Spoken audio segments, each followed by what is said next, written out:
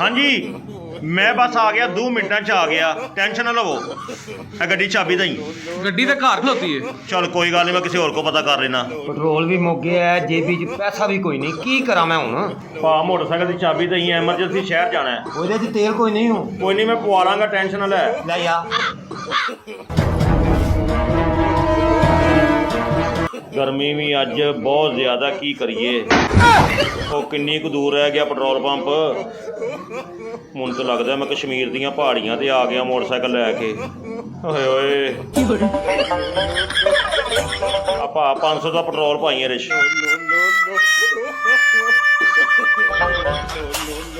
ਜਲਦੀ ਕਰ ਦੇਣਾ ਮੈਂ ਜ਼ਰਾ ਸ਼ਹਿਰ ਜਾਣਾ ਐਮਰਜੈਂਸੀ ਹੈ ਹੈਲੋ ਜੀ